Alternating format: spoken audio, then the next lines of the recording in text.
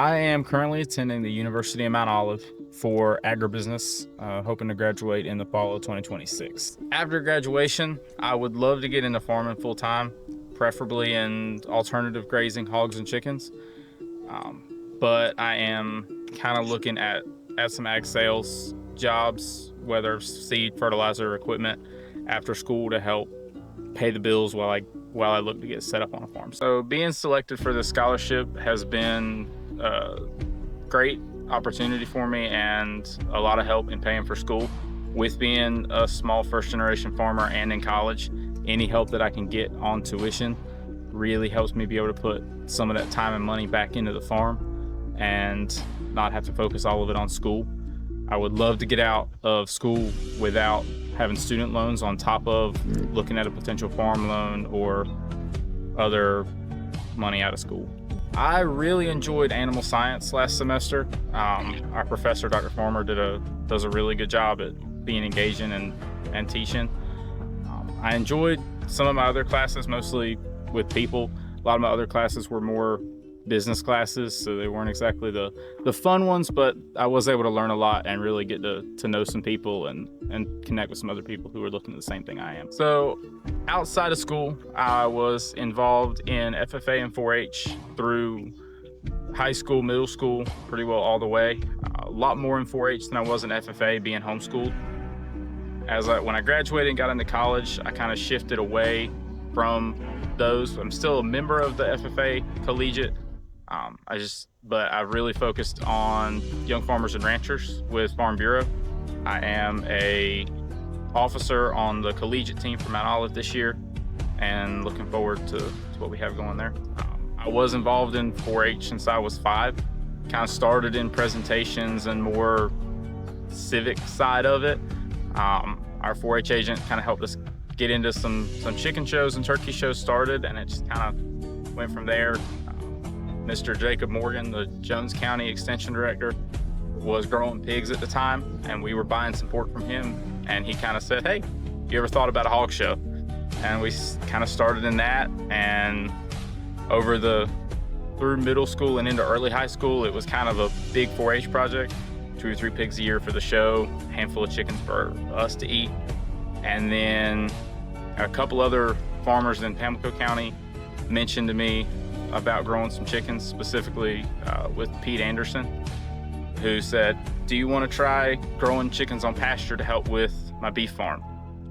That worked out really well, and we kind of tried it to start getting into it, and it kind of went from there. That first year I grew about 400 birds and bumped to about 6 pigs and sold a couple of them.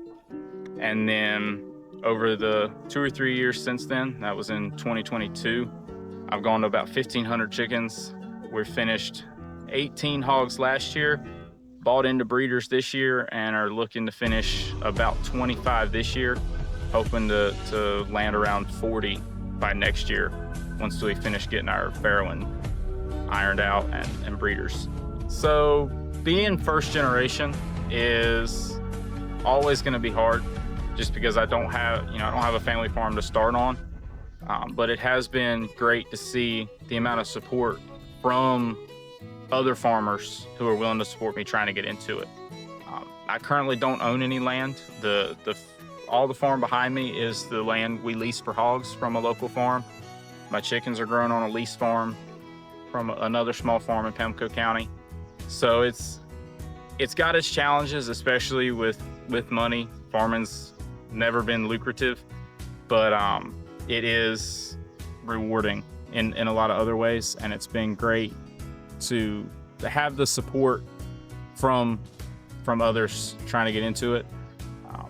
There's always been bumps along the road, whether that's predators with chickens or disease or heat in a lot of ways, but it's been good, and I think it's really helped me in starting into an ag degree at a university and really making connections that'll help me in the future.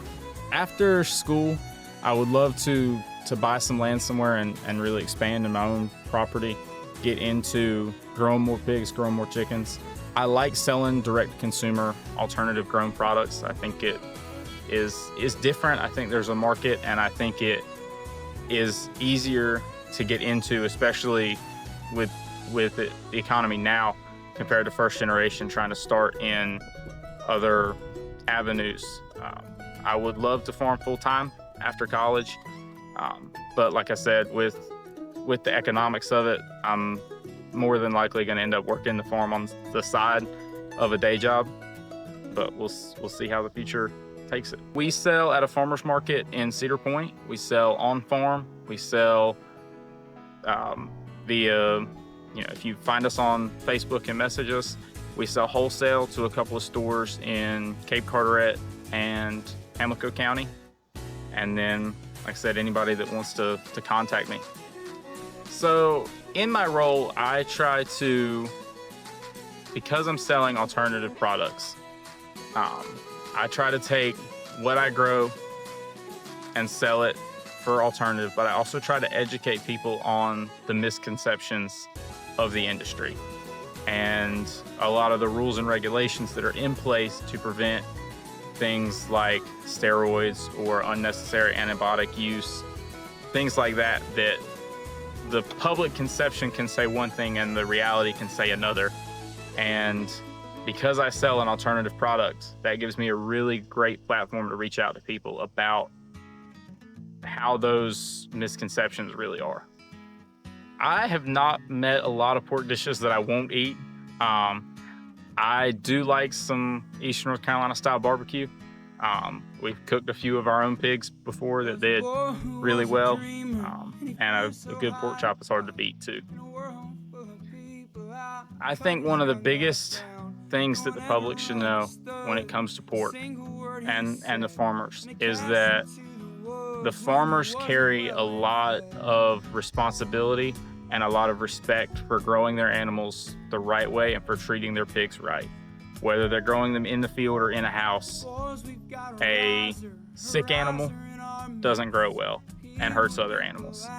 And there is a lot of priority by the farmer on maintaining healthy animals.